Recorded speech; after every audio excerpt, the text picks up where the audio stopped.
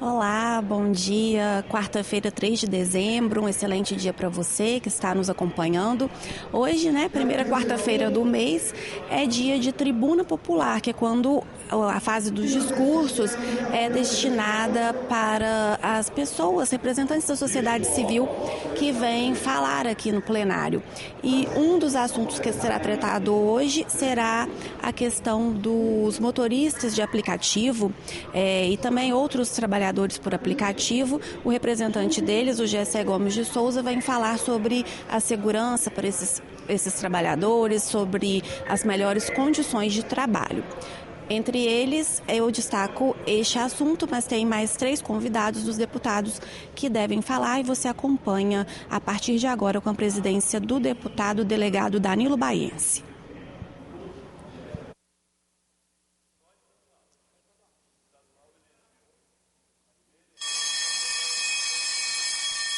Centésima 16ª sessão ordinária híbrida da 20ª legislatura. Bom dia a todos. Havendo quórum, invocando a proteção de Deus, declaro aberta essa sessão e convido o deputado Coronel Wellington a proceder à leitura de um versículo da Bíblia. Para tanto, solicito aos presentes que coloquem em posição de respeito. Obrigado, presidente. Deixar para os senhores e senhoras deputados, comunidade de Capixaba, versículo contido em Isaías 54:17, que diz que toda arma forjada contra ti não prosperará, porque Deus é seu guardião. Glória a Deus. Muito obrigado, deputado Coronel Wellington. Fica dispensada a leitura da ata da sessão anterior, mas a declaro aprovada conforme foi disponibilizada no site da ARES. Eu consulto se algum deputado ou deputada deseja fazer pedido de 1 minuto de silêncio. Não havendo quem queira fazer pedido de 1 minuto de silêncio, passaremos então à fase do expediente. Primeira fase do expediente para simples despacho. Do item 1 ao 4 tratam-se de justificativas de ausências de parlamentares. O despacho para esses itens é justificada a ausência à secretaria. Do item 5 ao 9 trata-se de proposta de emenda constitucional e de projetos de parlamentares para os fins que especificam. O despacho para todos esses itens é, após o cumprimento do artigo 120 do Regimento Interno, as comissões de Justiça, de Educação, de Infraestrutura e de Finanças. Do item 10 ao 11, tratam-se de pareceres das comissões permanentes aos projetos que especificam. Os despachos para esses itens, conforme o caso, inclua-se na ordem do dia para cumprimento do prazo recursal e tramite-se na forma regimental. Esses despachos são para os itens 10 ao 13. O item 14, requerimentos 62, deputado Lucas Polese e outros, de recurso à Comissão de Constituição e Justiça, em face do despacho delegatório da mesa diretora ao projeto de lei 840/2025, de sua autoria, que altera a lei 10.782, de 14 de dezembro de 2017, que dispõe sobre o ordenamento do uso do solo nas faixas de domínio e lindeiras das rodovias, que eu acho que são ladeiras das rodovias estaduais do Estado do Espírito Santo. Defiro à Comissão de Justiça. Item 15, requerimento 40/2025, deputado Eninho Silva, com base no artigo 305, inciso 2º do Regimento Interno, de licença para tratamento de saúde por um dia, contado a partir do dia 2 de dezembro de 2025, conforme atestado médico. Defiro à Secretaria para providenciar ato de licença. Segunda fase do expediente, sujeita à deliberação. Item 16, requerimento de urgência 346/2025, deputado Marcelo Santos, presidente da ARES, para o projeto de lei 662/2025, sua autoria, que acrescenta item, um anexo único da lei 10.976, de 14 de janeiro de 2019, declarando de utilidade pública a Associação de Proteção, Defesa e Bem-Estar Animal Amigos de Patas. Em votação, os deputados e deputadas que aprovam permaneçam como estão, os contrários se manifestem verbalmente. Não havendo contrários, fica aprovado. Item 17, Indicação 1675-2025, deputada Raquel Lessa, ao governador do Estado, para pavimentação asfáltica da rodovia que liga a ES 344, na altura do Córrego Blei, próximo à propriedade do senhor Bertílio Lauretti, até o encontro com a rodovia 428, à altura do Córrego Farturinha, propriedade do senhor Nelson Bus, no município de São Gabriel da Palha. Em discussão, não havendo quem queira discutir, em votação, os deputados e deputadas que aprovam permaneçam como estão, os contrários se manifestem verbalmente. Não havendo contrários, fica aprovado. Do item 1 ao 4, vamos passar então agora a ordem do dia. Presidente. Pois não, deputado Alexandre Chambinho. Só aproveitar a oportunidade e desejar um bom dia a todos os deputados, cumprimentar todos que nos acompanham através da TV Assembleia, mas aproveitar o dia de hoje, essa quarta-feira, do dia 3 de dezembro, e parabenizar o nosso governador Renato Casagrande, que completa mais um ano de vida, desejando a ele muita paz, muita saúde, muito sucesso, o governador que tem tocado o Estado com muita harmonia, muita responsabilidade e transformando o Estado do Espírito Santo, sendo o Estado com mais investimento na área de infraestrutura e, claro, levando benfeitorias para aqueles que mais precisam no Estado do Espírito Santo e atendendo os 78 municípios capixabas. Então, desejo ao governador Renato Casagrande muita paz, muita saúde, muito sucesso e que Deus continue abençoando a vida dele. Muito obrigado, bom dia a todos. Muito obrigado, deputado Alexandre Chambinho. Do item 1 ao 4, tratam-se de projetos em discussão especial em segunda sessão. O despacho para esses itens é em discussão, não havendo oradores inscritos, as matérias seguem para a terceira sessão. Do item 5 ao 8, tratam-se de projetos em discussão especial em primeira sessão. O despacho para esses itens é em discussão, não havendo oradores inscritos, as matérias seguem para a segunda sessão. Conforme previsto no parágrafo 1º do artigo 1º, no parágrafo 1º do artigo 269 da Resolução 9.656, publicado no DPL do dia 25/10/2023, o grande expediente da presente sessão será destinado ao uso da tribuna popular e a tribuna acadêmica. Eu quero solicitar que façam adentrar aqui no plenário os nossos convidados. Hoje nós temos convidados aqui da deputada Camila Valadão, também do deputado Toninho da Emater, deputado Coronel Wellington e, finalmente, deputado Bispo Alves.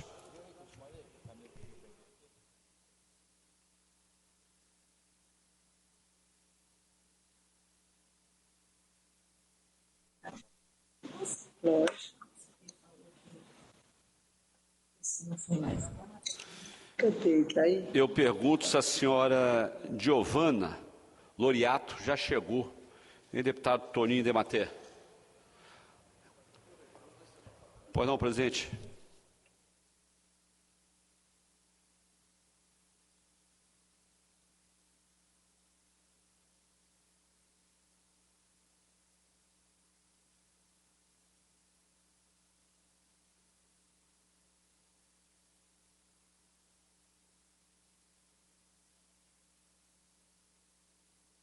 Ele não traz meio.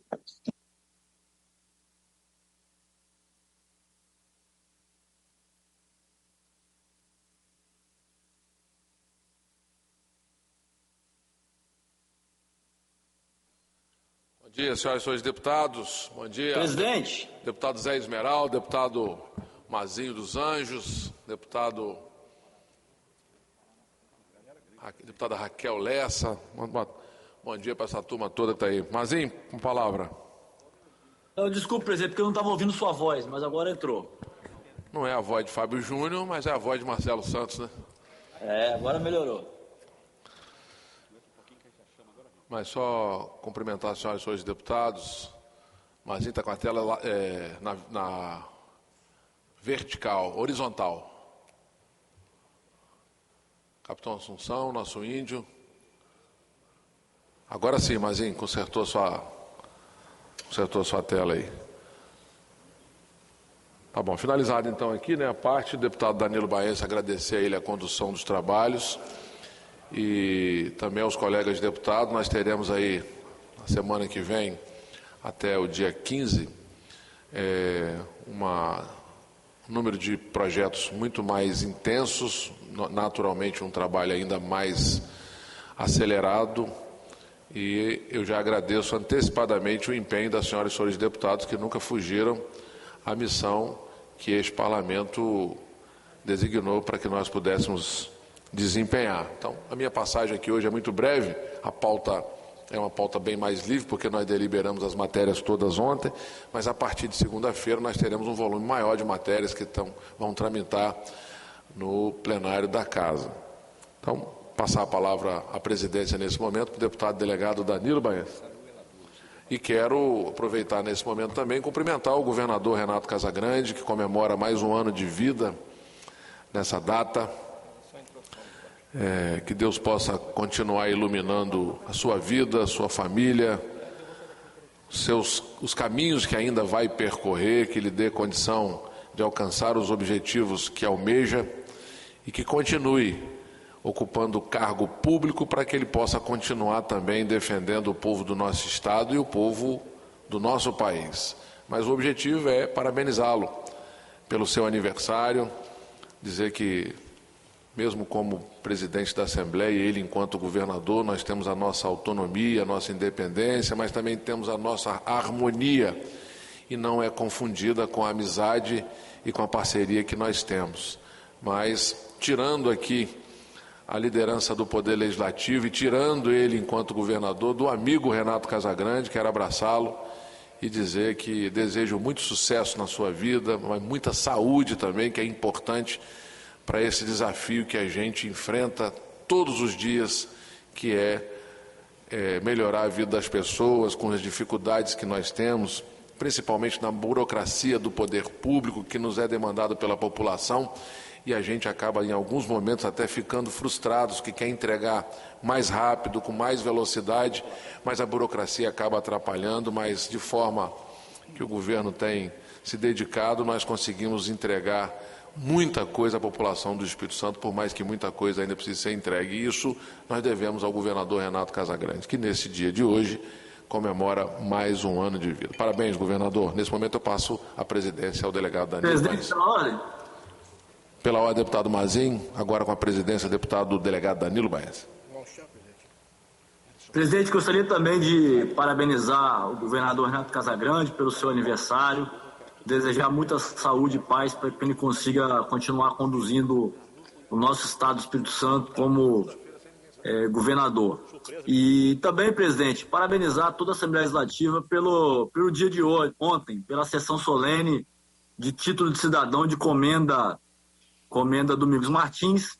Foi um evento muito bacana e a gente foi agraciado com as palavras de Dom Lauro, bispo emérito de Colatina, que fez uma fala extraordinária, né, uma mensagem muito bonita para todos os homenageados e homenageadas e também para os deputados e deputadas que estavam presentes. Então, parabenizar mais uma vez a mesa diretora pela organização dessa sessão solene que homenageou pessoas que são de outros estados, mas que têm uma história de vida e uma contribuição para o estado do Espírito Santo.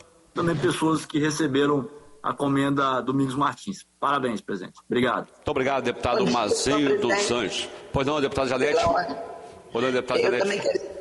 Eu também quero externar as minhas felicitações ao governador Renato Casagrande pela passagem do seu aniversário, agradecendo em nome do povo do Espírito Santo todo o trabalho que ele tem desenvolvido em favor do povo capixaba, né, trazendo o Estado com pulso firme, um Estado equilibrado, nota A no Tesouro Nacional, um Estado que tem fundo soberano, que precisa avançar em algumas questões ainda, mas que tem caminhado no rumo certo. Então fica aqui o nosso agradecimento e o pedido a Deus que conceda muita saúde ao governador, que mantenha ele com essa vitalidade que ele possui, com esse bom senso, com esse ritmo que ele tem e concepção de que é preciso estar buscando entendimento, que é preciso estar contemplando todos os segmentos da sociedade, de estar convivendo com as adversidades, sabendo defender as suas convicções, mas respeitando as de todos os outros, né, que também, no ambiente da democracia, têm o direito de livremente se expressar. Então, fica aqui o meu carinho, a minha consideração, o meu respeito, o meu apoio. Eu desejo que o governador seja muito feliz, que tenha muita saúde para ele, para a família dele, Deus permaneça iluminando e protegendo as atitudes e as ações como cidadão e como governador do Estado do Espírito Santo. Um abraço a todos. Muito obrigado, deputada Janete de Sá. Eu quero também agradecer aos nossos colegas deputados que estiveram aqui ontem em quase a unanimidade naquela sessão solene, muito importante aqui, iniciativa do nosso presidente, deputado Marcelo Santos. E aproveito também o momento para parabenizar o governador Renato Casagrande pelo seu aniversário, mais um ano de vida, que Deus lhe conceda muita saúde e muitos anos de vida para continuar trabalhando em prol da população do Estado do Espírito Santo. E quero deixar para o governador aqui um versículo que está em Salmos 90, 12. Ensina-nos, ó Senhor, a contar os nossos dias de tal maneira que alcancemos corações sábios. Neste momento eu concedo a palavra à senhora Giovana Loriato para explanação acerca do tema atrofia muscular espinhal no teste do pezinho do Espírito Santo. Requerente deputado Toninho Dematé. Então, nesse momento, eu vou passar a presidência do deputado Toninho Dematé. Deputado Danilo, um minuto. Deputado Danilo. Pois não, deputada Janete. Um minuto apenas para poder informar a Assembleia, o plenário e a todos que nos ouvem de que nós estamos chegando em Rio Bananal. A Comissão de Proteção e Bem-Estar da Assembleia Legislativa está chegando em Rio Bananal para fazer a abertura do processo de castração, de controle e bem-estar dos animais aqui no município, que é tocado pelo programa Pet Vida, um programa do governo do Estado que é inspirado em lei de nossa autoria e que é conduzido pela Secretaria de Meio Ambiente, pelo secretário Felipe Rigoni. Então, nós estamos aqui, chegando, saímos de casa 6 horas da manhã, tem muita chuva na estrada, mas estamos aqui firmes, cuidando das pessoas e protegendo os animais. Então, eu desejo a todos uma boa sessão e que hoje a nossa tribuna livre ela seja bastante esclarecedora em questões que são importantes para a nossa sociedade. Um abraço, deputado Danilo. Muito obrigado, deputada Janete. Deputado Toninho. Presidência de Vossa Excelência, tendo em vista que a convidada foi indicação do nosso ilustre deputado Toninho Dematé. Bom dia, presidente. Bom dia a todos os deputados, aos amigos que nos assistem pela TV Alice. Também em tempo, desejar aqui os parabéns ao nosso querido governador, esse jovem senhor, maratonista, surfista, que vem surfando, mas com muita saúde, trazendo o Espírito Santo e colocando assim num patamar a nível nacional de muito respeito, mas de muito resultado para todos os capixabas em sua gestão. Nossa convidada de hoje, dona Giovana Loriato, a mãe do Davi, ela faz parte do Instituto Nacional de Atrofia Muscular, a ANAME. A ANAME, essa atrofia muscular, essa doença degenerativa terrível.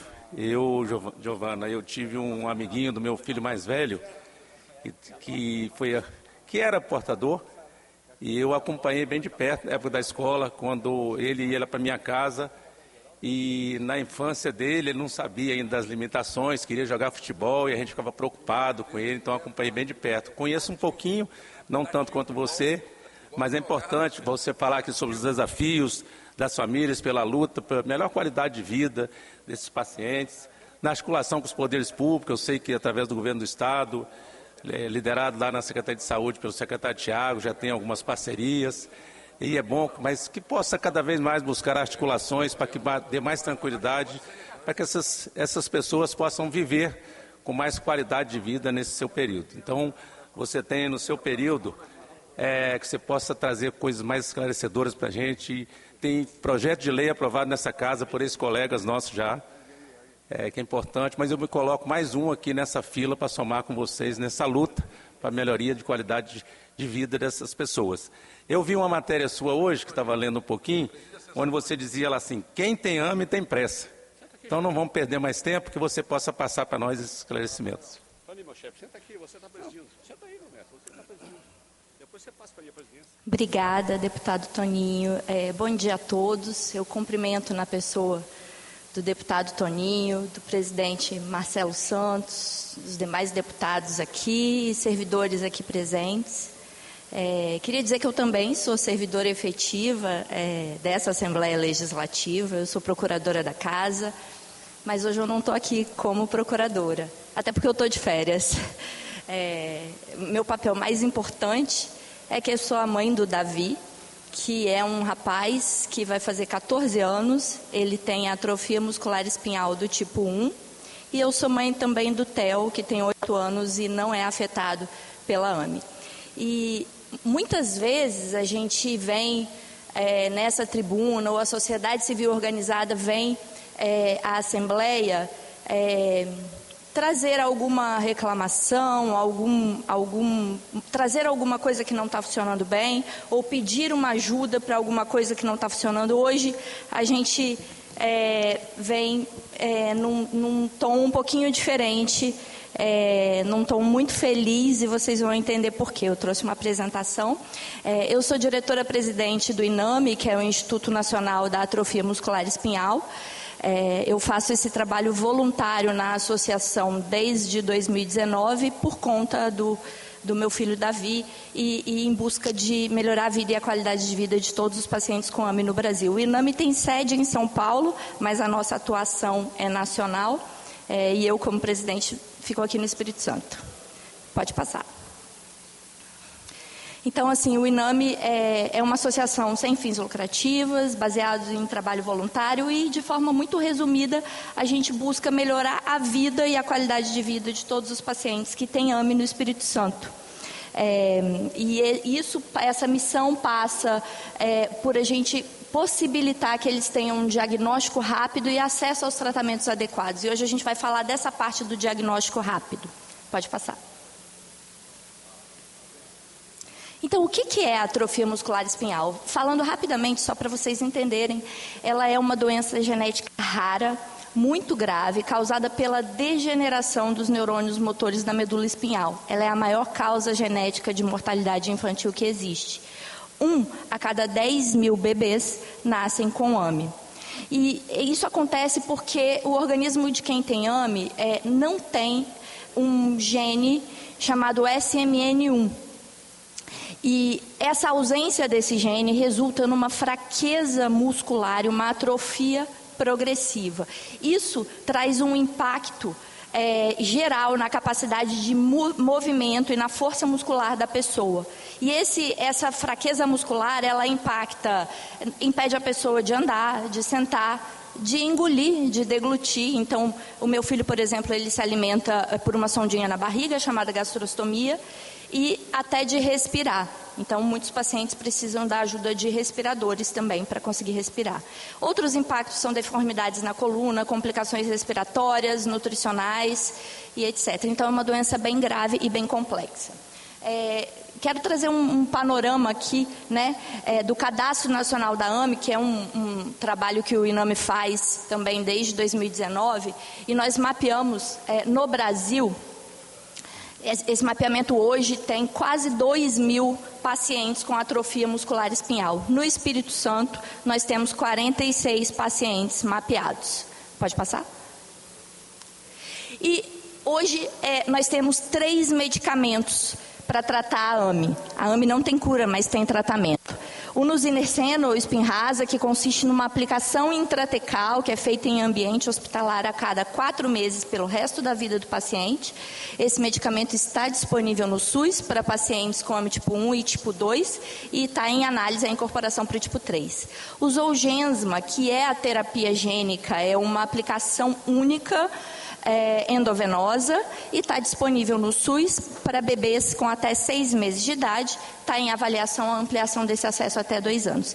E o Rigiplam, que é um medicamento oral de uso diário, o medicamento fica armazenado na geladeira do paciente e ele está disponível no SUS para o tipo 1 e tipo 2. Todos esses medicamentos são fornecidos pelo Ministério da Saúde, são medicações de alto custo. E algumas outras necessidades e desafios na AME, quando o medicamento não entra na hora certa. Internações em UTI, cirurgias, equipamentos diversos, como todos esses que a gente mostra aí, insumos, estrutura de home care, enfermagem, muitas terapias multidisciplinares diárias. Então, quando a gente não tem a medicação na hora certa, a doença é muito complexa, o manejo é muito difícil. E todos esses itens, desde internação, equipamentos, tudo isso é fornecido pelo Estado. Enquanto a medicação é fornecida pelo Ministério da Saúde, todo o restante é de responsabilidade do Estado. Pode passar. E a triagem neonatal para AME, por que o diagnóstico precoce é tão importante? Esse, na verdade, é o caminho para o futuro sem AME. Quanto mais cedo a gente consegue iniciar o tratamento, melhores são os resultados nesses pacientes. Então, tem estudos que mostram, já publicados, que as evidências de vida real são incontestáveis. O padrão ouro de tratamento é tratar o bebê nos primeiros dias de vida, antes do aparecimento dos sintomas. Isso é quase como uma cura. E a AME atende aos critérios de Wilson e Ugner, que foram critérios cientificamente descritos para se incluir uma doença num programa de triagem. Então, a AME atende todos esses critérios. E o exame de triagem para a AME é um exame genético, é uma PCR em tempo real, tipo o exame da Covid, né, que ficou bastante conhecido. E é um exame que tem um custo relativamente barato, aí, da ordem de R$40, R$50. Pode passar. E aí, eu quero mostrar a diferença, quando a gente vê imagens, tudo fica mais fácil, né? A diferença de quando o tratamento entra na hora certa e quando ele não entra. Na primeira foto, a gente tem um pacientinho bastante acometido, ele não se mexe, ele usa respirador, ele é traqueostomizado, ele se alimenta por gastrostomia.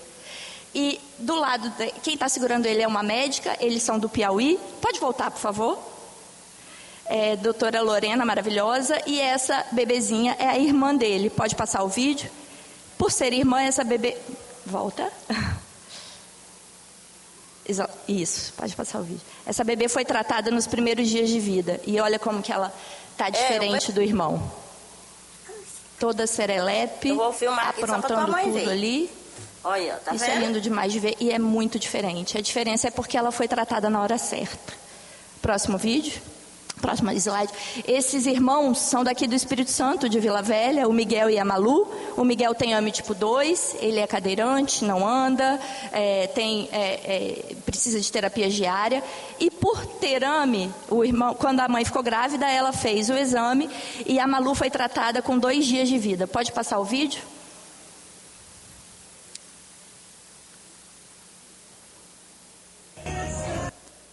Toda a serelepe também, a Malu subindo a escada, brincando no parquinho. Ninguém diz que essa criança tem uma condição tão grave, porque nem parece, é uma criança normal, né? Essa é a diferença entre não tratar no momento certo e tratar no momento certo. O Miguel e a outra criança do slide anterior também fazem tratamento, mas o tratamento chegou tarde para eles. E os neurônios já tinham morrido. Pode passar? Pode passar? E aí, o que está sendo feito pelo poder público a respeito disso? Então, existe uma lei, Lei 14.954, que foi publicada em 2020, né? E essa lei altera o Estatuto da Criança e do Adolescente para ampliar as doenças cobertas pelo Programa Nacional de Triagem Neonatal. E a AME está contemplada nessa lei na 5ª e última etapa. O problema é que essa lei ainda não saiu do papel. Mais de 4 anos depois da publicação da lei, pode passar? A gente tem aí, então, as 5 etapas, né? A lei, 14.154 de 2021. Ela tinha previsão de entrar em vigor após decorridos 365 dias, então o Ministério teria 1 ano para se organizar, mas passados 4 anos depois, isso ainda não saiu do papel e caminha a passos muito, muito lentos no âmbito federal. Pode passar? E o que está sendo pelo poder público? Como no âmbito federal a coisa não está andando, alguns estados já saíram na frente. Minas Gerais implementou a triagem neonatal para a AME no seu programa estadual desde 2024. O Distrito Federal, que não é um estado, mas, enfim, também já implementou. e o Espírito Santo também já saiu na frente. Pode passar? E como que o Espírito Santo se destaca? Vou contar essa historinha para vocês.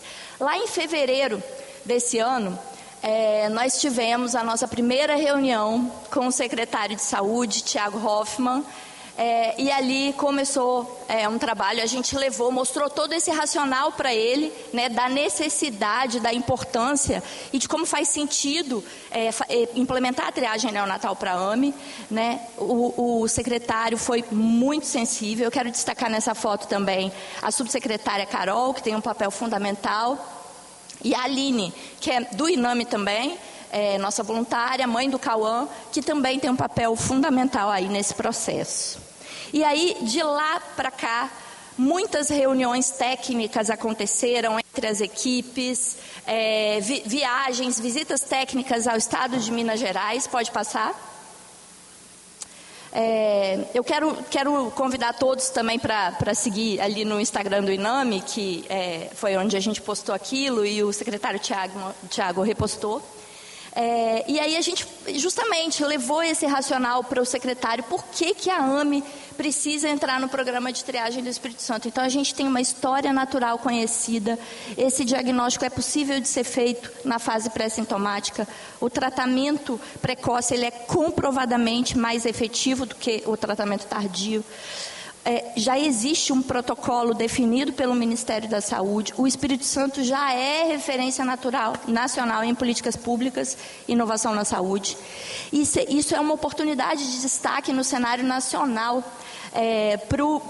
para a saúde capixaba, né? É uma oportunidade de otimização dos recursos públicos, estaduais principalmente, porque a gente tem uma redução de todos os outros custos de tratamento quando o medicamento entra na hora certa. E o aspecto social, que talvez seja o mais importante de tudo isso, né? O controle de uma doença potencialmente grave que garante o bem-estar e a qualidade de vida e uma vida normal para essas crianças e famílias. Pode passar? E aí, agora, no dia 22 de novembro, nós realizamos o Congresso de Atrofia Muscular Espinhal, que aconteceu em São Paulo, o maior congresso exclusivo sobre AME da América Latina, e nós convidamos o secretário Thiago para falar nesse congresso, e ele levou uma novidade maravilhosa. Pode passar o primeiro vídeo? Sem áudio. De Estado da Saúde do Espírito Santo, e hoje eu estou aqui participando do Congresso do INAME, congresso esse que participei agora de uma mesa de trabalho onde nós anunciamos a ampliação da triagem neonatal para as etapas 4 e 5, como preconiza o Ministério, para que a gente possa detectar de maneira muito precoce a AME. Então esse foi o anúncio, passamos um vídeo do governador Renato Casagrande aqui também, onde nós podemos anunciar neste Congresso que o Espírito Santo vai ser o terceiro ou quarto estado a ampliar para as etapas 4 e 5 do teste. O que você diria para os outros tentando entrar nesse processo para garantir o teste do pezinho ampliado? Esse é um debate que a gente tem feito de maneira constante entre os secretários estaduais do CONAS, que é o nosso fórum de discussão dos secretários estaduais, e a orientação é que a gente procure experiências exitosas. No caso do Espírito Santo, a experiência exitosa que a gente se inspirou é a experiência de Minas Gerais, que inclusive também foi apresentada hoje aqui, e a experiência de Minas nos serviu de exemplo para que a gente montasse não só a ampliação da triagem, mas também todo o fluxo para esse paciente. E quais são as expectativas para que o teste seja aplicado em todas as crianças que nascerem no Espírito Santo? Nossa expectativa é que com isso nós tenhamos crianças com poucas ou nenhuma sequela a partir da AME, porque já está devidamente comprovado cientificamente que a detecção precoce da AME faz com que a gente possa tratar de maneira adequada, e o tratamento adequado faz com que essa criança tenha poucas sequelas ou nenhuma sequela, que é o que nós esperamos no Espírito Santo. E a última, o que você diria para a sociedade civil e para as famílias nos estados que ainda não têm a triagem, o que eles podem fazer para botar uma pressão ali? Olha, lá no Espírito Santo, nós fomos procurados pelas representações do INAME no estado, e essa boa pressão, essa atitude de buscar os órgãos competentes, a gestão pública competente, fez com que a Secretaria de Estado olhasse para um problema que às vezes a gente não estava enxergando enxergando ainda com a devida atenção. E isso fez com que nós antecipássemos da etapa 1 que o Espírito Santo faz hoje até a etapa 4 e 5. Então isso é fundamental. A sociedade civil organizada, quando ela está bem intencionada, quando ela abre o diálogo com a gestão pública, ela ajuda a gestão pública a se mover e a fazer movimentos que são importantes para a sociedade. Pode passar o próximo vídeo do governador. Hoje é aniversário dele, mas quem ganha o presente é a sociedade capixaba. Então quero deixar também os parabéns ao governador, felicidades e o agradecimento também. Pode passar o vídeo dele? Olá, gente, tudo bem? Quero cumprimentar todos vocês que estão nesse encontro, cumprimentando o secretário Tiago Hoffmann, mas também todas as representações do Ministério da Saúde e outras secretarias do Estado. Nós estamos aqui passando só para reafirmar o nosso compromisso. O secretário Tiago Hoffmann está levando aí, nós vamos bancar a partir do ano que vem a ampliação do teste do pezinho, para a gente identificar a AME e outras doenças genéticas, para a gente poder ofertar para os capixabas qualidade de vida, para a gente poder salvar vidas de capixabas. Então, que a gente possa estar junto nesse trabalho e que isso possa de fato levar dignidade a todas as pessoas e o serviço público fortalecendo cada vez mais o sistema de saúde. Um abraço para vocês. Notícia maravilhosa. Pode passar? Já estou caminhando para o final. E quero mostrar agora, né, o que a gente tem na mídia já do teste do pezinho para AME no Espírito Santo. Pode passar? No dia 24 foi publicado na Folha Vitória a notícia de que o Espírito Santo amplia o teste do pezinho para identificar a AME e as imunodeficiências a partir de março de 2026. Pode passar? Essa é a tribuna de ontem, saiu uma matéria muito bacana, dizendo que o Estado amplia o teste do pezinho, né? A gente tem o secretário Tiago, a Rose, servidora fundamental aí nesse processo, falando. Pode passar? E é isso que eu tinha para trazer hoje, mostrando como a parceria entre a sociedade civil organizada, atuando de forma construtiva junto com gestores públicos, a gente pode e consegue melhorar a vida da sociedade capixaba. E hoje a nossa mensagem é de gratidão por a gente ter gestores tão comprometidos, sensíveis, e a gente ter hoje esse avanço no Espírito Santo que se torna um destaque nacional. Muito obrigada. Muito bem, Giovana, parabéns pela sua luta. Parabenizar também o governo do Estado por tudo que tem feito, a pessoa do governador, do Tiago, e nos colocamos nosso mandato, com certeza os colegas também à disposição para que possamos juntos trabalhar nessa luta e para dar mais qualidade de vida a essas pessoas que estão nessa situação, como te disse. Obrigado aí pelo seu esclarecimento. Muito obrigada. Devolvo aí a presidência ao querido Danilo Baense.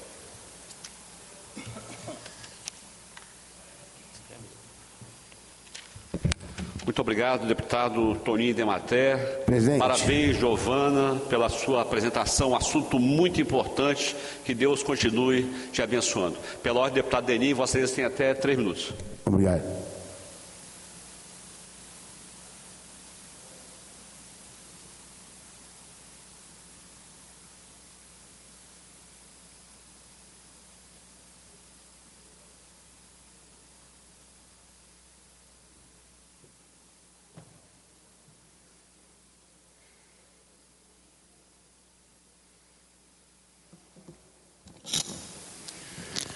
Bom dia, cidade de Vitória, Espírito Santo, deputados, deputadas, servidores dessa casa.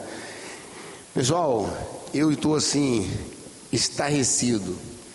Tem pessoas que acham que ainda Cariacica é a terra sem lei, que não existe prefeito. Mas estão equivocadas. Nós temos um prefeitão, o Clério Sampaio, que é o melhor prefeito do Brasil. Tem uma vice-prefeita Ximenes, que também é uma das melhores prefeitas desse Brasil, e todos os servidores. E ontem, pessoal, vou mandar vocês assistir um vídeo aqui rapidinho. Luciano, bota um vídeo, por favor, um vídeo aí. Eu tenho porquinho na minha comunidade, vocês não têm? Quantos porquinhos tem aqui, filho? Olha, 6, será que são 6 vereadores que estão me processando por causa de vídeo bobo? Vem aqui, prefeitos, vereadores. Vocês vão ter que conviver comigo. Ninguém mandou vocês mexer com quem estava quieto, lutando pela comunidade, por um direito que é nosso de escolher o que a gente deve ter nos nossos espaços públicos. Agora vocês rezem e vocês lute. Quem tem marca-passo, vê a revisão do marca-passo, porque vai morrer de raiva se depender de mim. Mandei mexer comigo. Aos pouquinho. Prefeito, volta aqui. Eu preciso de mais 3 quebra-mola. Ai, tia Lá, que gracinha. Pode parar. Essa mulher, na zoma do prefeito Euclério Sampaio, que é um prefeito que tem trabalhado muito em Cariacica. Pessoal, Aida Aparecida Bertassoni Jones, uma delas, Laudicéia da Silva Riso e Adriana Corona, nome das 3 falsas protetoras de animais e ligadas a um grupo que perdeu diversas eleições em Cariacica, utiliza da causa animal para atacar a gestão municipal. Ontem caíram do cavalo. A prefeitura fez denúncia formal no ato do acometimento de infrações pelas mesmas, e elas foram presas em flagrante, porque quem defende a causa do animal de verdade não faz esse tipo de berração. Quem faz isso aí são picareta, pilantras, deve ser preso imediatamente. Eu quero aqui parabenizar tanto a prefeitura, os servidores, mas sobretudo a Polícia Civil. Vou repetir, pessoas que cometem esse ato aí e sobretudo, usam a causa do animal para poder sobreviver e para poder fazer esse tipo de fanfarrice aí, tem que ser presa. Então, parabéns à prefeitura, parabéns à Polícia Civil e contem com o nosso mandato. Obrigado, valeu.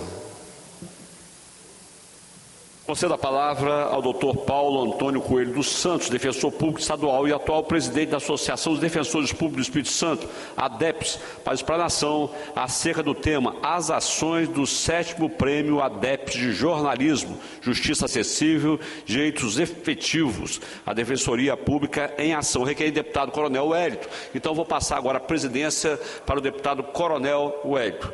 Prazer muito grande, doutor Paulo, receber Vossa Excelência aqui. O senhor tem até 15 minutos. Obrigado, presidente.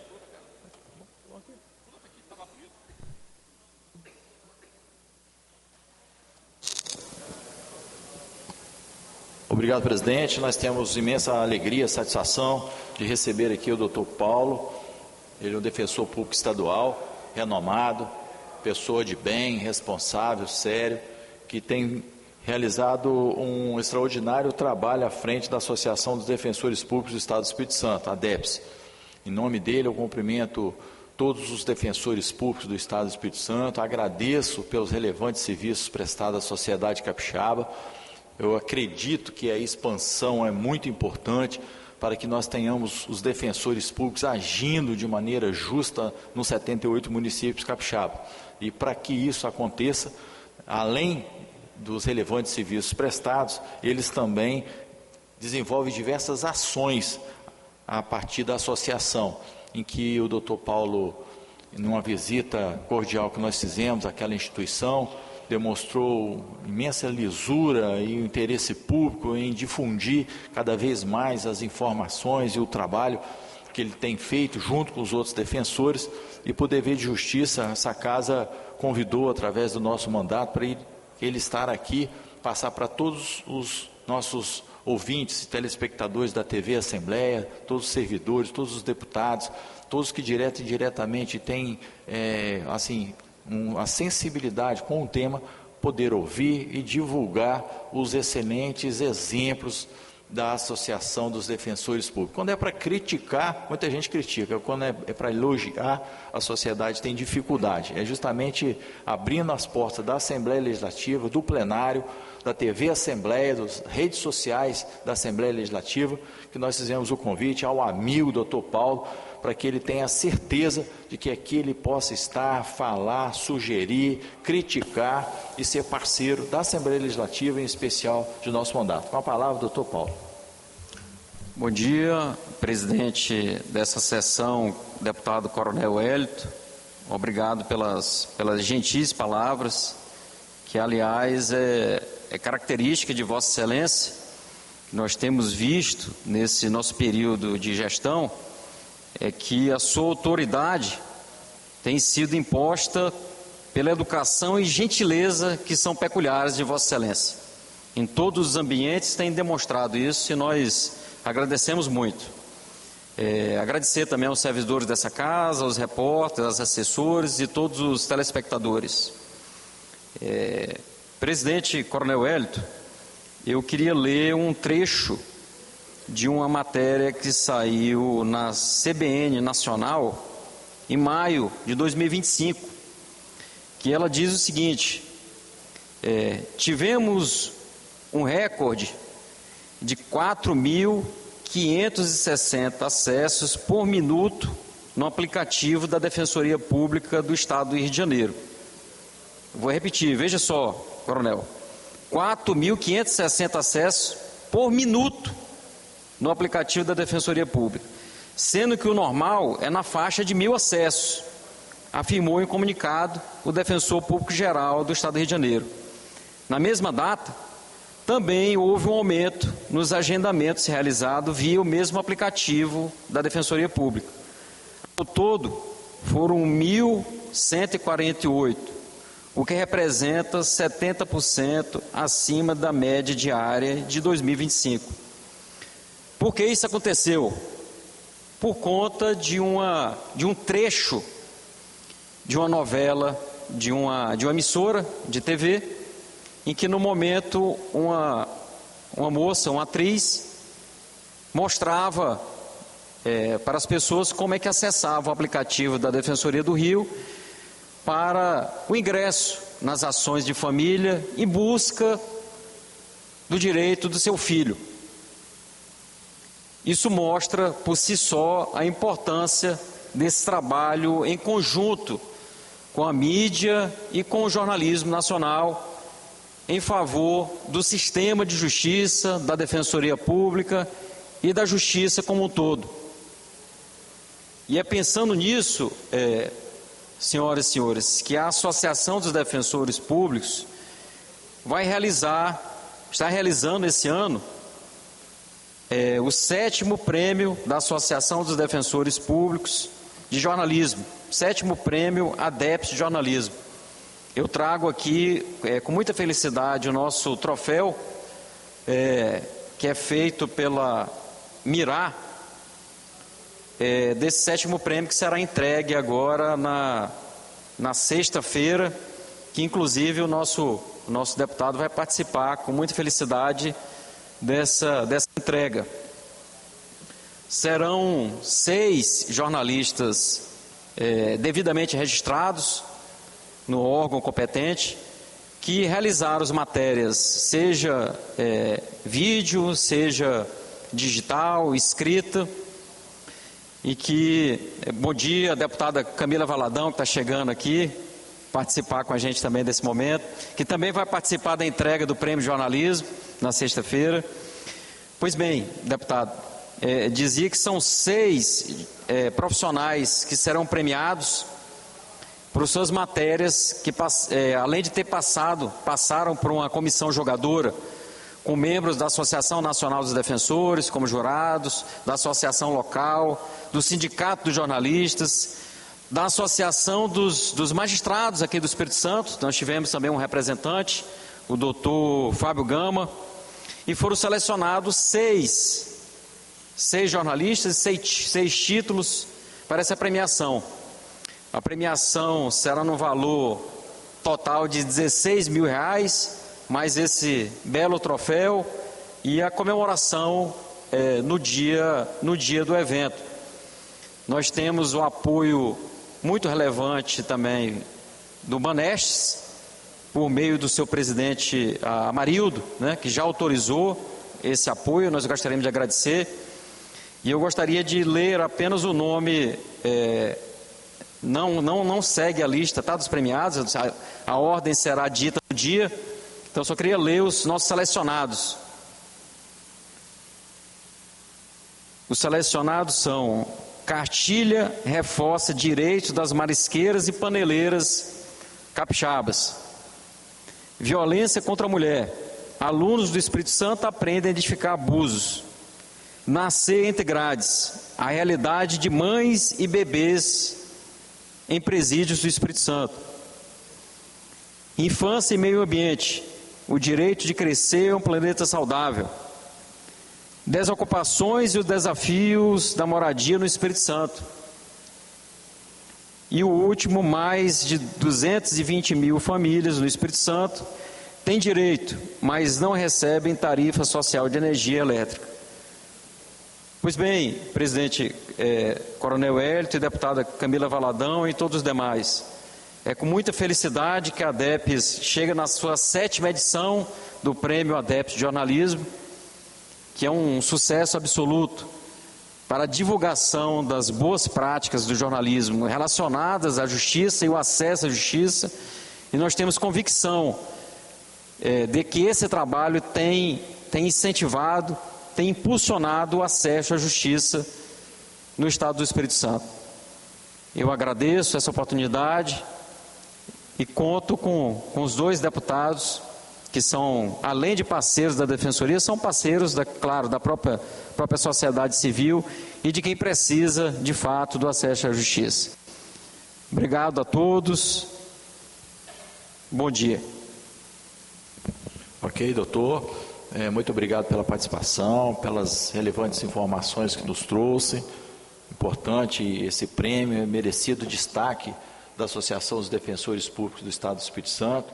Realmente, em todas as demandas, os momentos que nós presenciamos a Defensoria ser acionada aqui na Assembleia Legislativa, ou individualmente cada defensor, a resposta é rápida, eficiente e assim, nós temos orgulho dos defensores públicos que nós temos no Estado do Espírito Santo. Parabéns individualmente a cada um, levem nosso grande abraço, que nesse final de ano, Natal, todos tenham muita alegria, muita paz e nós possamos, para o ano de 2026, continuar com a parceria, com a prestação de relevantes serviços prestados, assim como também tenham que a Assembleia Legislativa é um local em que todos os defensores públicos podem vir aqui fazer suas sugestões e serem muito bem atendidos, assim como nós também somos, tanto na Defensoria quanto também na associação.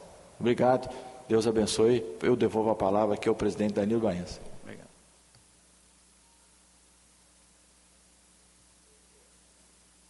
Muito obrigado, deputado Coronel Hélito. Muito obrigado, doutor Paulo Antônio Coelho dos Santos. Tema muito importante e realmente, Coronel Hélito, nós precisamos expandir a Defensoria Pública para o interior do Estado. As pessoas têm nos procurado constantemente aí com dificuldades nas suas defesas, dos seus direitos, porque falta a Defensoria Pública em muitos municípios. Eu concedo a palavra agora ao senhor Gessé Gomes de Souza Júnior e vou passar a presidência para a deputada Camila Valadão, porque o senhor Gessé foi indicação da deputada Camila Valadão. Ele está representando aqui o Sintaps, Sindicato dos Trabalhadores e Trabalhadoras por aplicativo no Espírito Santo, explanação do tema, o trabalho e os desafios dos motoristas de aplicativo.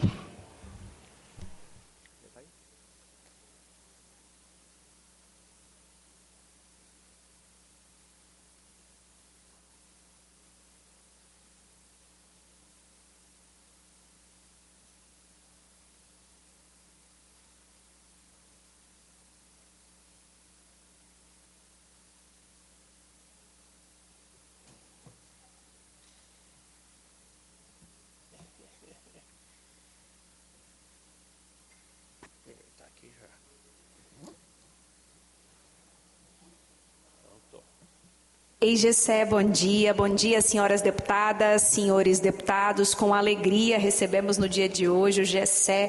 Fica à vontade, Gessé, dentro do seu tempo regimental, tenho certeza que as suas contribuições serão importantes, inclusive, para que esta casa possa ter um olhar bastante atento para esse tema tão importante, A gente está falando de milhares de trabalhadores em todo o Brasil e também no Estado do Espírito Santo, então fica à disposição, estamos aqui, e é uma honra para nós poder ter feito essa indicação para que você possa fazer uso da tribuna no dia de hoje.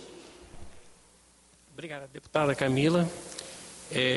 Quero cumprimentar a senhora presidente, os demais senhores deputados, senhoras deputadas, e iniciar aqui agradecendo a Deus. Por quê?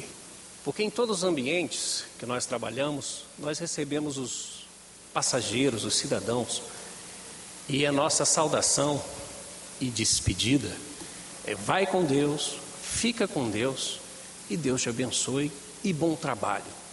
E há um avanço na relação com a sociedade que viaja com a gente, que é reconhecer que nós somos trabalhadores.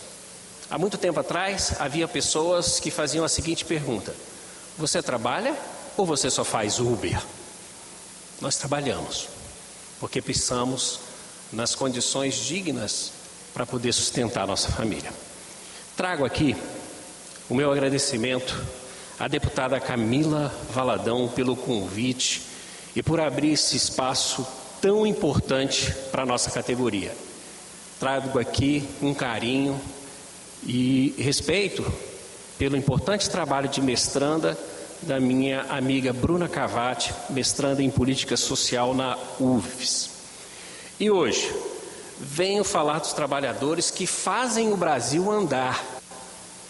E aí as pessoas estão acostumadas com o entregador, porque o entregador tem a bag nas costas, vermelha, mas esquece que nós temos entregadores de e-commerce, nós temos outros trabalhadores que começam a atender por aplicativo como goleiros, nós temos o trabalho de cuidadoras que começam também a passar por esse processo, que pode ser chamado de pejotização, mas a uberização é muito pior e a pejotização também é um quadro muito difícil para ser encarado. Então, eu venho aqui falar em nome dos motoristas de táxi, que agora também estão atendendo por aplicativo. Já atendiam através da plataforma 99. Entregadores e motoristas de aplicativo e operadoras de logística do e-commerce. Essas pessoas que estão enfrentando chuva e trabalham até tarde da noite para poder dar conta da entrega das compras de Black Friday que a sociedade fez nesses últimos dias. E já começo com aquilo que é o centro da nossa proposta. Sem tarifa mínima justa, no valor de pelo menos R$10, não existe dignidade, segurança ou sustentabilidade para esse setor. Quantas vezes a gente embarca num carro por aplicativo e a grande questão que é colocada é quando o motorista diz: você está pagando um valor e eu estou recebendo 30%, 40% a menos do que o usuário está pagando. E quero aqui render algumas homenagens por uma situação de segurança. O deputado Danilo Baense conhece a realidade da vulnerabilidade dos trabalhadores por aplicativo, até pela sua experiência no histórico em frente a delegacias e contribuição ao Estado do Espírito Santo. E eu queria falar sobre 4 pessoas aqui. O senhor Cássio Calimã, de 65 anos, dirigindo o aplicativo, em fevereiro de 2020, que foi o motivo da manifestação de trabalhadores virem até a Assembleia, nos reunirmos na Praça do Papa e colocarmos essa situação que levou a vida de um pai de família de 65 anos que trabalhou com conceito de complemento de renda.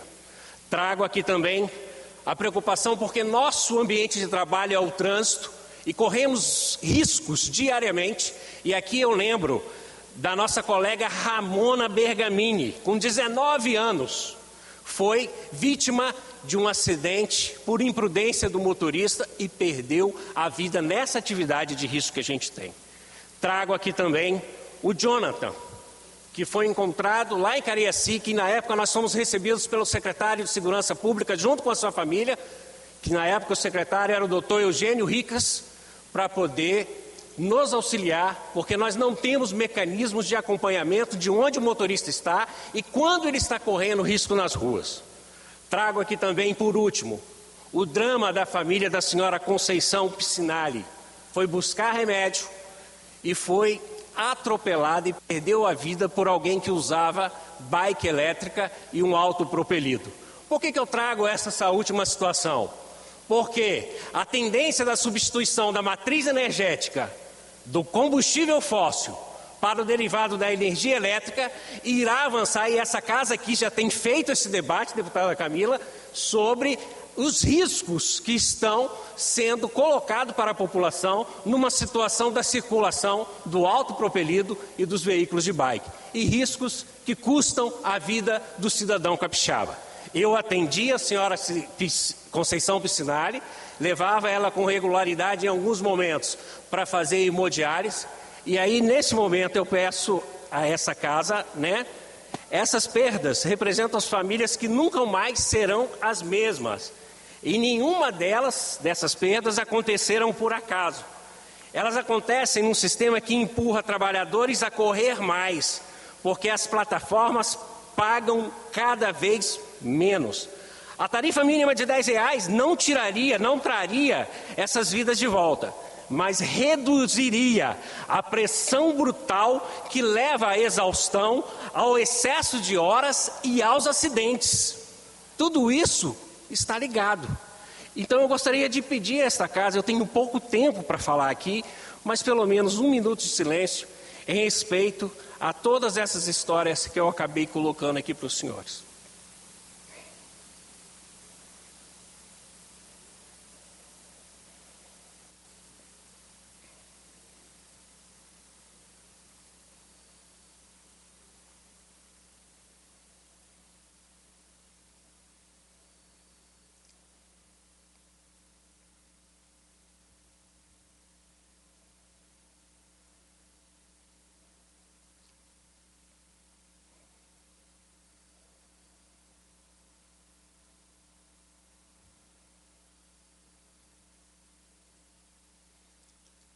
Muito obrigado.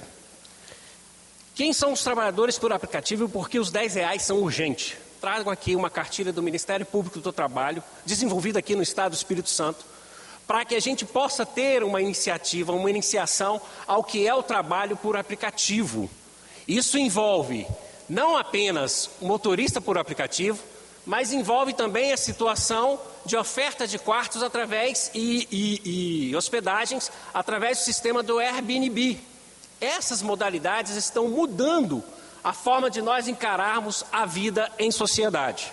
E para isso, também quero chamar a atenção, por mais que nós soframos ataques para poder organizar o trabalhador através de sindicato, eu quero dizer o seguinte: o Sintaps está comemorando no dia 6 anos de existência.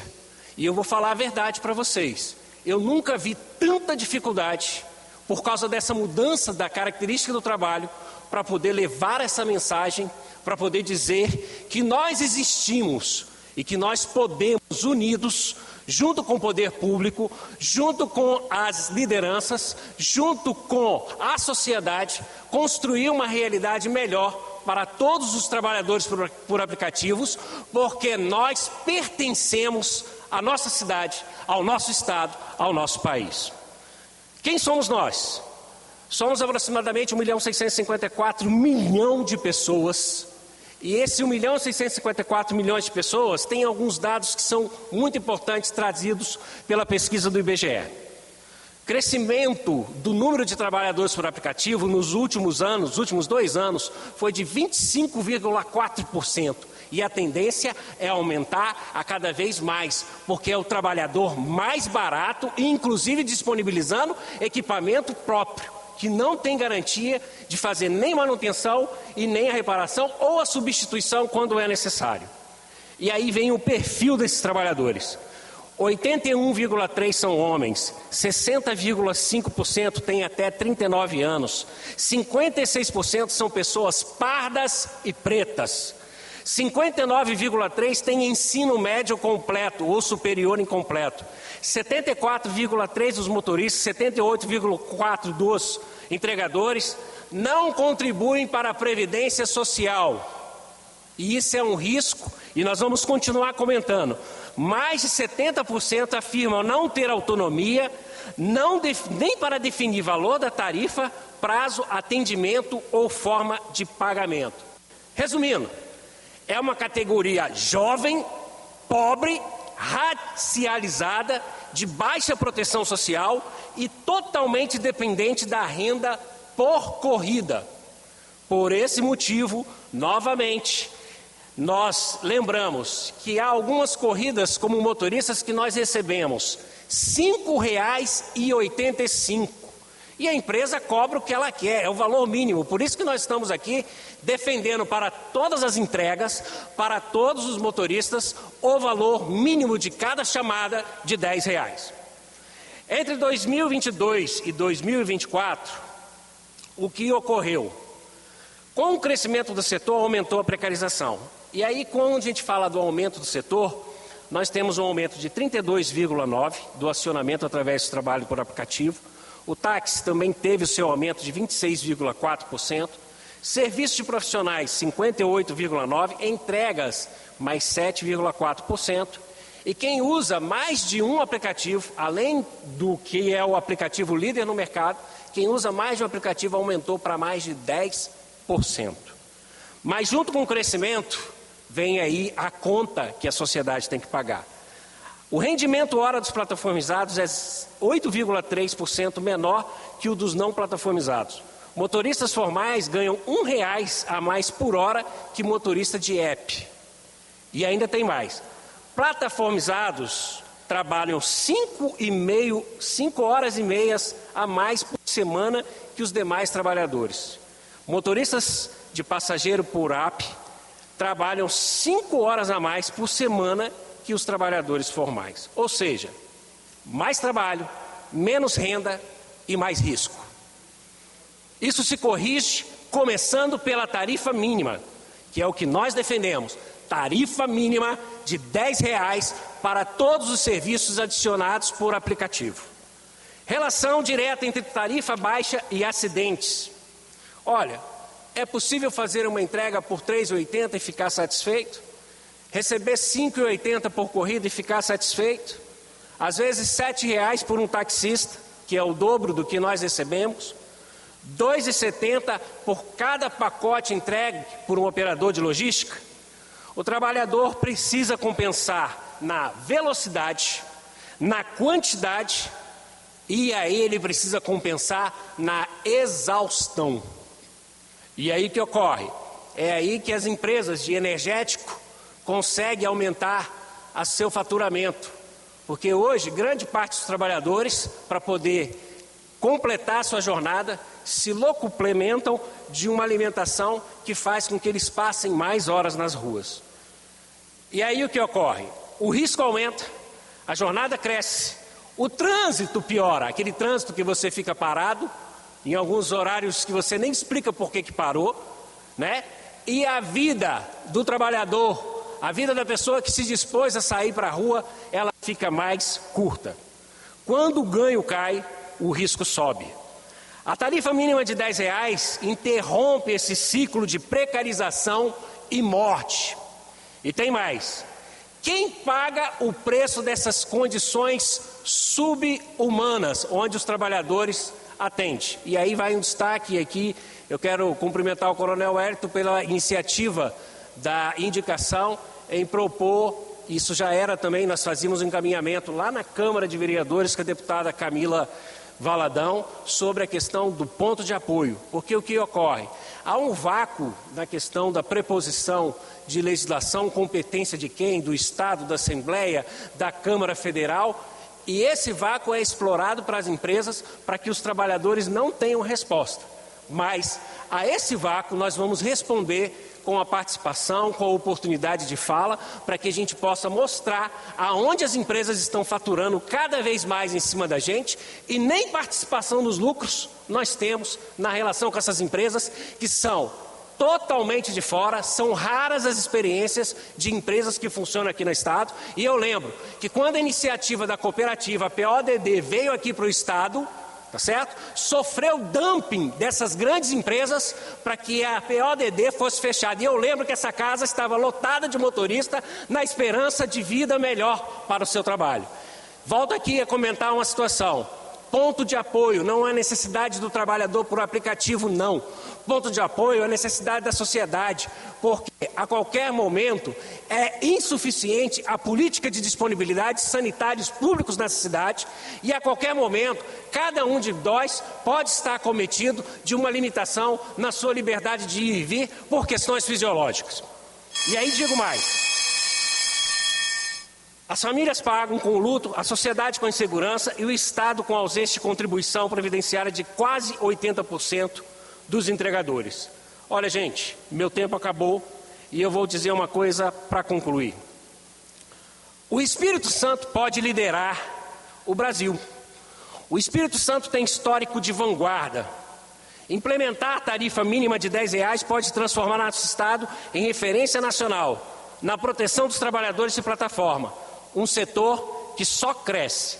E uma política pública de vida, não de confronto. Mais uma vez, agradeço a sociedade capixaba, agradeço a esse parlamento, agradeço ao Estado do Espírito Santo e agradeço a atenção de cada um dos senhores e agradeço especialmente ao convite da deputada Camila Valadão. Muito obrigado.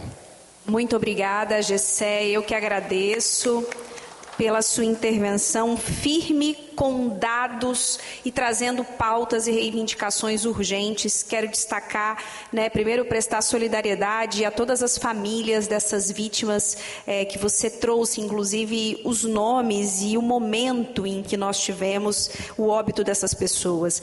Mas quero destacar aqui 3 pontos importantes na sua fala. O primeiro, a necessidade da tarifa mínima para que a gente tenha um mínimo de dignidade e justiça para esses trabalhadores de aplicativos. O segundo ponto é a questão da segurança pública e das vulnerabilidades que esses trabalhadores se encontram, e o tema da segurança é uma das nossas competências como legislativo estadual. Inclusive, o delegado Danilo Baiense é presidente da Comissão de Segurança, eu sou da Comissão de Direitos Humanos, e nós estamos à disposição no sentido de pensar medidas para que a gente possa tentar reverter esse quadro de vulnerabilidade. Não sei se tem experiências exitosas em outros estados ou se há reivindicações objetivas nesse ponto, mas a gente está à disposição para discutir. E o terceiro tema é a questão da segurança viária, que também é competência, em partes, pelo menos, do Poder Legislativo Estadual. Na ocasião que eu estava na Câmara como vereadora, inclusive a partir desse diálogo e dessa interlocução com vocês, cobramos da Prefeitura de Vitória pontos de apoio. É inconcebível como uma cidade rica como Vitória não garante nenhum ponto de apoio para trabalhadores de aplicativos. Se a gente anda pela cidade, a gente constata, especialmente nas regiões com grandes concentrações de bares e restaurantes. Posso dar como exemplo Jardim da Penha, Maria Ortiz, a região da Grande Goiabeiras, Praia do Canto, centro de Vitória, e a gente não tem ponto de apoio para esses trabalhadores, não tem momento para ir ao banheiro, não tem momento para carregar seu celular, não tem momento de descanso com dignidade. Em algum desses bairros a gente vê trabalhadores de aplicativos deitados ou sentados em praças, o que não seria o ideal para um momento de repouso, para um momento de descanso, para um momento de alimentação, e fica dependente dos estabelecimentos comerciais para poder utilizarem o banheiro. Olha que absurdo, numa capital do estado, com recursos que inclusive a prefeitura vem investindo em obras completamente desnecessárias, não garantir dignidade para esses trabalhadores, que são milhares na nossa cidade, com uma circulação durante todo o dia. Então, esse é um ponto muito importante que precisa da nossa cobrança. E, por último, fecho falando, Gessé, você retrata bem o trabalho plataformizado no nosso país, que é um trabalho altamente precarizado. O país precisa regulamentar essas plataformas, precisa estabelecer mecanismos de controle, dignidade e condições para esses trabalhadores. Esse trabalho precarizado, ele tem um perfil e ele tem um rosto, e esse rosto foi muito bem detalhado por você. Então, mais uma vez, muito obrigada pela sua fala e por trazer essa fala, enfim, todas essas reivindicações aqui para a Assembleia, e continuamos à disposição. Obrigado, deputado.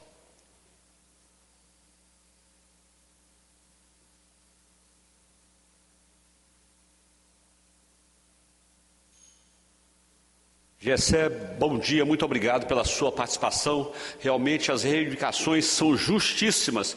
Eu tenho dito, Gessé, há muitos anos, atuei na Polícia Civil durante 33 anos, que a profissão do taxista, de vocês também, motoristas de aplicativo, ela tem um risco muito maior do que a função policial.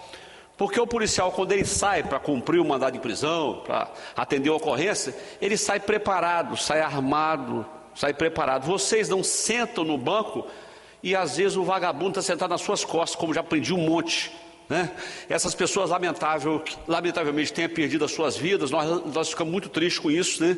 Apurei muitos desses casos, né? Prendemos muitos autores desses crimes hediondos que matam um trabalhador ali por nada. Com relação à tarifa mínima, é importantíssimo que essa tarifa mínima seja realmente colocada em ordem. Por quê? Você vê que até no fornecimento de água, fornecimento de energia, existe a tarifa mínima. Então é lamentável que às vezes num percurso muito pequeno você vá receber R$3, R$5. Eu estive agora recentemente, deputada Camila, em Fernando de Noronha, e eu estava numa pousada e fui jantar, mas eu não conhecia o restaurante. Eu peguei um táxi, ele deu a volta no quarteirão, R$28, só para dar a volta no quarteirão.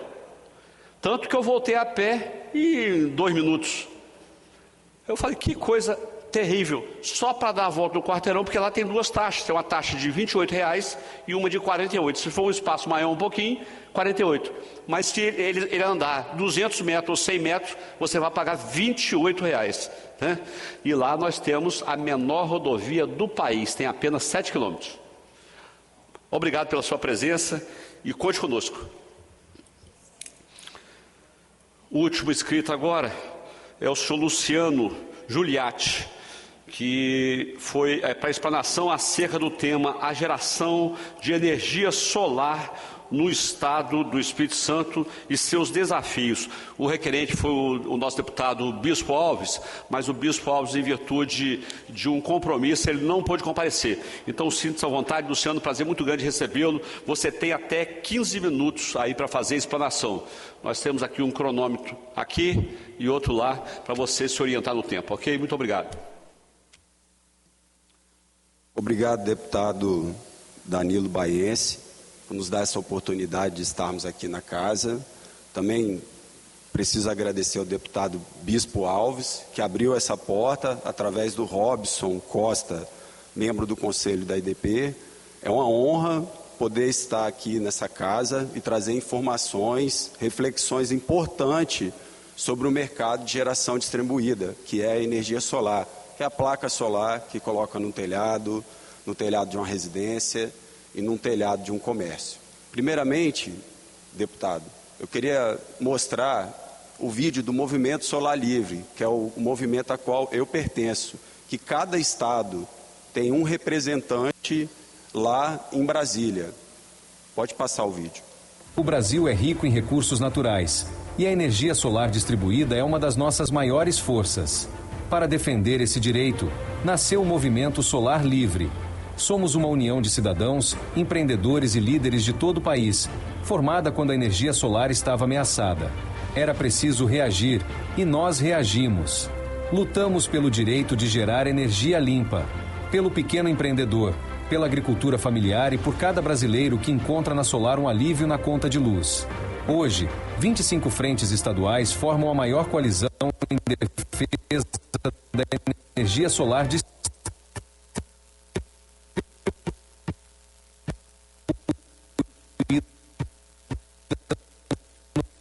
no Brasil. A geração distribuída já transformou mais de 5 municípios, gerando emprego,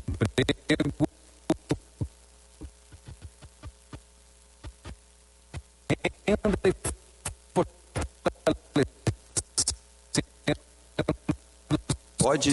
Pode cortar o vídeo. Tema elétrico. Pode pausar o vídeo, por favor. Não tem problema. Ali estava mostrando a luta desse grupo, Movimento Solar Livre, que é representado pelo Évio Martins, lá em Brasília. Né? Tivemos vários embates a nível Brasil, né, para manter a energia solar viva. Né? Ultimamente tivemos o embate da MP 1300 e 1304. Com muito esforço de todos os envolvidos, conseguimos ganhar a causa em Brasília. Muitos devem ter ouvido isso aí na mídia, não tem problema, vamos continuar. Aqui no estado, eu, Luciano, represento praticamente 35 mil trabalhadores, desde o instalador de placa, o eletricista, o vendedor, o estoquista, o empresário. Somos quase 35 mil trabalhadores aqui no estado. Vou mostrar alguns números. Pode passar, por favor. Aqui é a matriz energética brasileira. A geração distribuída, que é essa geração que eu represento, né, que é a geração distribuída, ela é a geração em cada local, espalhado por todo local, não é centralizado, igual grandes usinas hidrelétricas, termoelétricas, né? Representa cerca de 16% a 17%. Só que essa geração ela se divide em duas, microgeração e mini geração. Não vou explicar a fundo, mas o movimento defende a microgeração, que são sistemas pequenos, sistemas que são colocados no telhado, né, no seus hortifruti do seu Zé, na padaria da Dona Maria. São sistemas que no máximo chegam a conta de R$10 mil. Pode passar, por favor. O Brasil é rico. Aqui mostra, né, que 99,5% das instalações em energia solar são de micro geração distribuída, que são esses sistemas pequenos. Pode continuar. Outro dado importante é que cerca de 7,25% das instalações elétricas, todos que têm um relógio, uma conta de energia, apenas 7,23% têm energia solar. Então eu estou falando de um número, né, de 95 milhões de conexões para 6,8 milhões de sistemas. É muito pouco ainda as instalações que têm energia solar. Pode passar, isso é a nível Brasil. Vamos para os dados aqui no Espírito Santo, né? No Espírito Santo, nós temos cerca de 87 mil unidades gerando energia. Esse número parece grande, né, quando a gente vê ele solto, né? Todos os municípios do estado têm energia solar e gera cerca de 35 mil empregos, que gera renda para o estado. Pode passar, por favor. A energia solar movimentou em cerca de 5 anos mais de 3 bilhões aqui no estado. Eu estou falando que o setor movimentou cerca de 3 bilhões. Pode passar. Isso aqui é a evolução da energia solar aqui no estado. Você pode ver que depois de 2020 que houve um crescimento, né? Então antes aí não tinha grande expressividade. Isso porque teve incentivos. E a energia também, ela é nova, é uma coisa nova. Então tem um amadurecimento normal do setor, né, para as pessoas acreditarem, né? Hoje a gente não precisa convencer a pessoa de colocar energia, ela já sabe que é bom, que economiza, é confiável, é um negócio bom para todos. Mas ali, o estado hoje, ele está em 15º, né, para você ver lá, o estado de São Paulo, de Minas, ele está muito à frente na geração distribuída, na energia solar. Nós estamos ali em 15º local. Pode passar.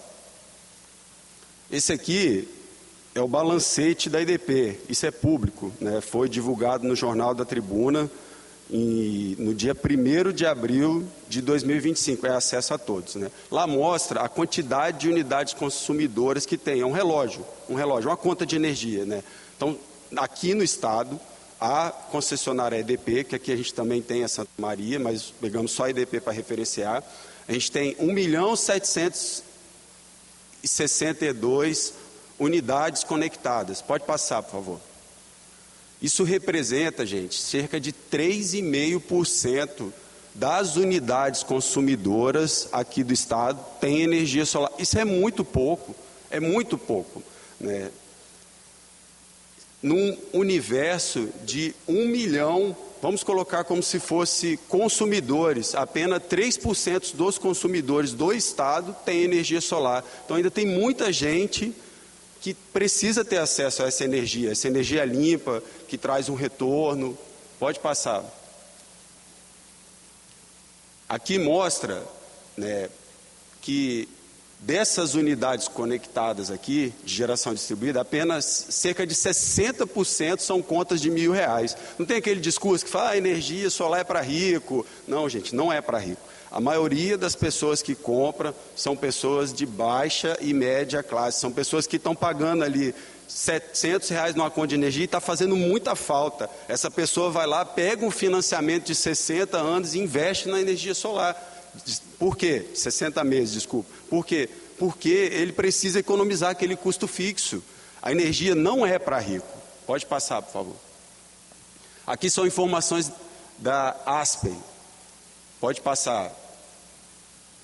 A ASPEN mostra, isso é a nossa matriz do Espírito Santo, né? Nós temos, né, cerca ali de 40% de energia solar. Ela é equivalente à térmica lá, ó, a primeira lá, ó, no estado, a geração no estado, térmica. Quer dizer, energia térmica é energia cara. A energia hidrelétrica é energia barata. Só que a nossa matriz, a maior porcentagem dela é energia térmica. E a solar hoje representa também próximo de 40%. Isso é maravilhoso, porque a conta de energia ajuda a conta de energia, vai diminuir os custos, a gente não vai comprar uma energia cara. Pode passar. Outra informação também, que a ASP lançou no ano passado, que cerca de 50% da energia que nós consumimos, ela provém de outro estado.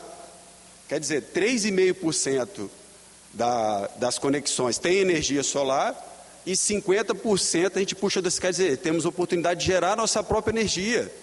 Pode continuar, por favor. Até quando vamos comprar energia cara? Até quando?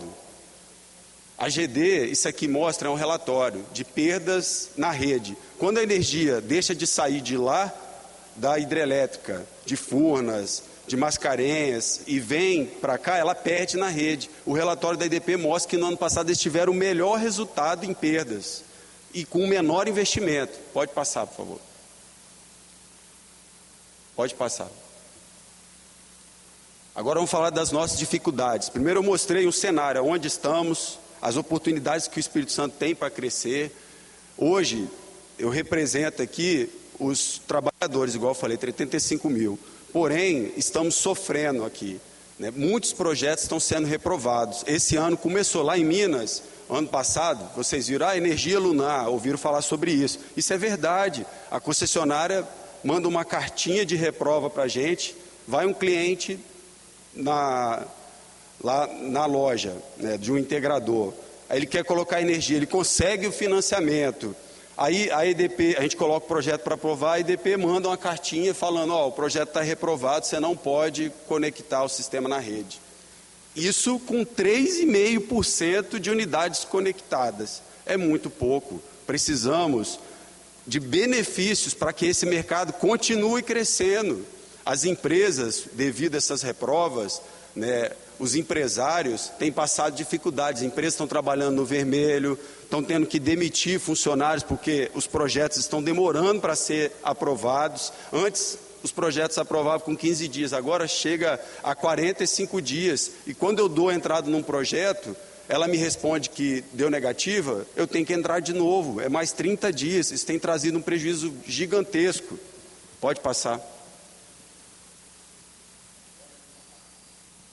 Isso aqui é o estudo, olha lá, mostrando, né, que não pode injetar naquele período vermelho. Isso é verdade, não é mentira, não é fake news. A concessionária está falando que eu tenho que injetar de noite. Sim, ela está dizendo o seguinte, ó, compre sua bateria você, coloque na sua casa, porque eu não quero que você injete energia no horário, né, de geração solar. Isso que ela quer. Sabemos que o movimento, né, a transição energética, ela é uma realidade. ela é uma realidade, ela está acontecendo, as baterias, só que isso não pode ser de um dia para a noite, não pode ser, hoje, a partir de hoje, todos os projetos estão reprovados, só pode colocar energia quem tem bateria, não pode, isso tem uma transição. Nós precisamos de um tempo, de uma transição para isso. O mercado ainda tem 3,5% de pessoas que têm energia solar. Não pode acabar com isso. São 35 mil pessoas trabalhando no setor. Vamos demitir todo mundo? Vai acabar um setor que traz benefício para a sociedade? Pode continuar, por favor. Aí você olha a própria EDP vendendo energia. Aí ela bloqueia o meu projeto e vende, clique, não precisa de nada, é só clicar e você vai pagar a energia 20% mais barata. Aí pensa comigo, o Estado não produz 100% da energia dele. Que energia é essa que ela vai vender? É uma energia que vem de lá. Aí ela fala para mim aqui que tem problema na rede, que não pode conectar um gerador. E vende a energia que vem lá do lado de lá, que vai sobrecarregar o sistema. Isso não está certo. Isso não está certo. A concessionária não tem esse poder de tirar o direito do consumidor de gerar a sua própria energia. Ela não tem esse direito. Pode passar, por favor. As oportunidades. Outros estados já estão avançados. Tem a questão do IPTU verde, tem projetos de lei em outros estados que dão isenção ao IPTU para que aqueles que colocam energia solar são incentivos. Temos incentivos? Ok, o setor recebeu incentivos. Hoje eles estão querendo tirar e tal. Isso tem que ser analisado. O quanto a energia solar trouxe benefício e qual o momento de começar esse corte. Isso é uma briga lá em Brasília, nós estamos brigando. Mas e os créditos de carbono? Uma comissão para fiscalização da concessionária aqui. Isso são ações que eu preciso que nós, através dos deputados, consiga para o nosso estado, para que esse setor continue crescendo. Cobrança de ICMS, tem outros estados que não tem mais a cobrança, e é ilegal. Tem um projeto de lei nessa casa, que começou em 2023, mas parou. Projeto de Smart City. Pode passar, para finalizar. Então, deixa aqui, meu muito obrigado, para trazer alguns dados, algumas informações e junto nós consigamos trazer benefícios para esse setor, para que ele consiga permanecer e crescer. Muito obrigado, presidente.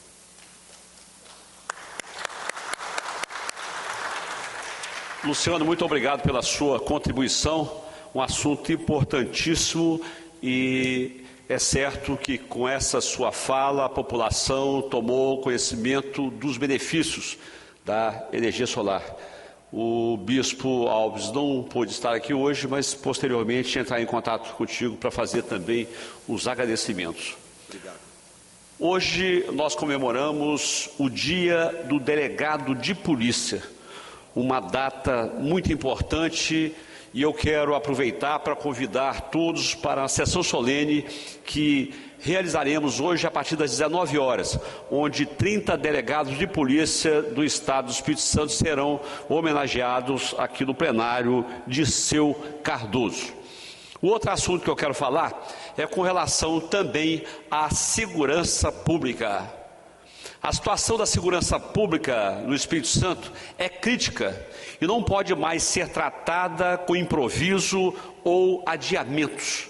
O Estado vive um momento de expansão urbana, aumento populacional acima da média nacional e uma interiorização crescente das organizações criminosas, especialmente no tráfico de drogas. Tudo isso exige uma polícia civil forte, presente, estruturada, mas a realidade é exatamente o contrário.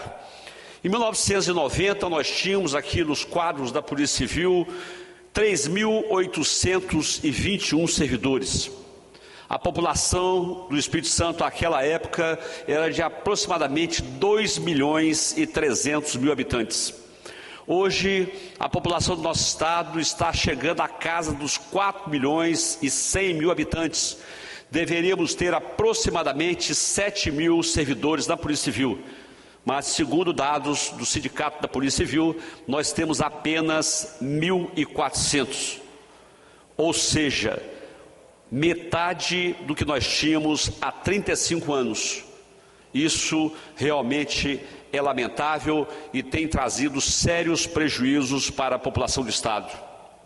Hoje, 34 cargos de delegado estão vagos e 37 delegados já estão em abono permanência. Além desses 37 no abono permanência, nós temos mais 360 policiais no abono permanência. Ou seja, se todos esses servidores resolverem aposentarem-se a partir de amanhã, nós ficaremos com apenas 1.000 policiais. Esses policiais poderão sair sem, inclusive, um prévio aviso às suas chefias. E para piorar, aquilo que deveria fortalecer o sistema virou mais um problema. Dos 42 delegados convocados no último concurso, 15 já pediram exoneração após serem aprovados em outros concursos, ou seja, o Espírito Santo está perdendo profissionais antes mesmo de incorporá-los plenamente ao serviço. Isso revela não apenas a fragilidade do planejamento, mas também a dificuldade de reter talentos na estrutura do Estado do Espírito Santo.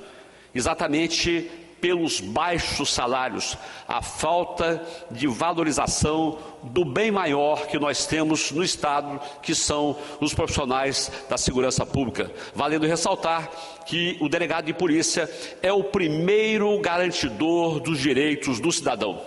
O interior capixaba, onde vivem mais de 1,5 milhão de pessoas, é o que mais sofre. Antes da última nomeação, eram 31 delegacias sem delegado titular. Após a entrada da turma 2, apenas 2 receberam titularidade, enquanto 5 estão sendo atendidos por delegados acumulando diversas unidades. O resultado é alarmante. 24 delegacias continuam sem delegados de polícia. E se o delegado responde por 3, 4 ou 5 delegacias, podemos dizer que os 5 municípios são pessimamente atendidos. Mesmo diante de cidades que crescem, hoje tem índices mais altos de violência doméstica, conflitos rurais, disputas no trânsito, do tráfico e aumento de crimes patrimoniais. O Tribunal de Contas do Estado do Espírito Santo, através do conselheiro Domingos Taufner, fez um levantamento agora no ano de 2023 e constatou que dos crimes contra o patrimônio registrados no sistema, ou seja, todas as pessoas que registraram ocorrências, já que nós temos um volume muito alto de subnotificação, apenas menos de 2% desses crimes são elucidados. Pasmem, menos de 2% dos crimes são elucidados, ou seja, 98% dos autores de crimes ficam impunes. É preciso lembrar que nos últimos anos o Espírito Santo chegou a figurar entre os estados de maior crescimento em crimes complexos no interior, justamente onde a ausência de delegados causa mais impacto. Quedas nas taxas de elucidação, investigações atrasadas, vítimas desassistidas e aumento da sensação de impunidade. O governo do Estado tem a obrigação de agir diante desses números. O TAC firmado com o Ministério Público exige o preenchimento dos cargos vagos, mas o compromisso está longe de ser cumprido. Não há segurança pública sem investigação, sem presença do Estado e sem delegados nas delegacias. O importante na repressão dos crimes não é o tamanho da pena, mas é que o elemento que cometa o crime tenha certeza que será alcançado pelo Estado. Eu tenho dado alguns exemplos aqui, mas vou repetir nessa data. Prendemos há alguns anos um jovem de prenome Sandro com apenas 19 anos. Esse cidadão confessou 49 homicídios. Pasmem, 19 anos, 49 homicídios. Começou a cometer crimes dolosos contra a vida aos 12 anos. Um outro cidadão que nós prendemos aqui, próximo a Taíde, ali naquela invasão de Dom João Batista, esse cidadão de prenome Valmirzinho confessou nada menos que 50 homicídios. Se o Estado tivesse chegado esse cidadão após o primeiro e o segundo homicídio, certamente não chegaria a números tão altos. Por isso, a convocação imediata da turma 3 não é apenas uma reivindicação, é uma necessidade urgente do Espírito Santo. Nosso Estado não pode continuar perdendo delegados, perdendo efetivo, perdendo território para o crime e perdendo a confiança do cidadão. A população capixaba exige responsabilidade, planejamento e coragem política. Segurança pública não pode esperar. E nós não vamos parar até que esse reforço seja colocado em prática. Mas, finalmente, também queremos agradecer ao governador Renato Casagrande por ter iniciado a fase do concurso para 1.050 vagas de OIP, oficial, investigador, policial, que vai, em parte, preencher os cargos vagos. Eu quero agradecer a presença dos deputados que estiveram aqui nessa sessão no plenário, 6 deputados, 24 deputados de forma virtual, num total de 30 deputados. Agradecer aos servidores dessa casa e agradecer também a você que nos assiste pela TV Assembleia e demais mídias sociais. Nada mais havendo a tratar, vou encerrar a presente sessão. Antes, porém, comunico que a pauta da próxima sessão ordinária será a mesma, exceto as matérias votadas na sessão de hoje. E convido as senhoras e senhores deputados para as próximas, que serão solene, hoje às 19 horas, em homenagem ao Dia do Delegado de Polícia, conforme requerimento do deputado Danilo Baiense, esse que vos fala.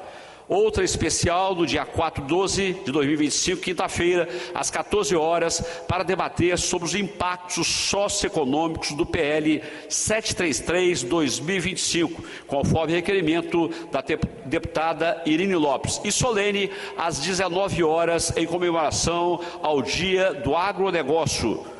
Procederá à entrega de certificados às personalidades homenageadas, em reconhecimento às suas relevantes contribuições ao setor agropecuário do nosso querido Estado, conforme requerimento do deputado Fábio Duarte, todos aprovados em plenário. Está encerrada a sessão e que Deus continue nos abençoando.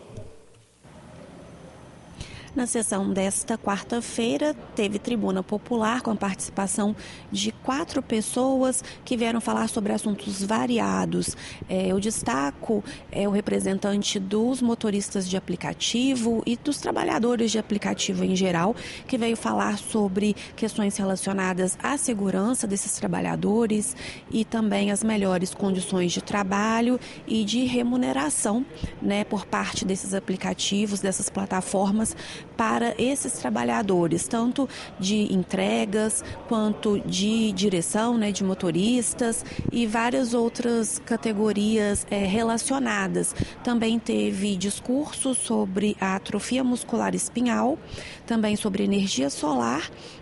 E também o defensor público que falou sobre o prêmio da Defensoria Pública para reportagens ligadas à promoção de direitos e acesso à justiça.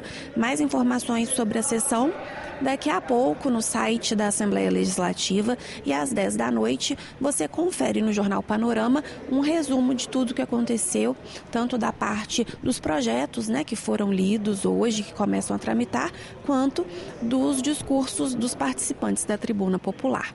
Continue acompanhando a nossa programação. Obrigada pela sua audiência. TV Alice, mais perto de você.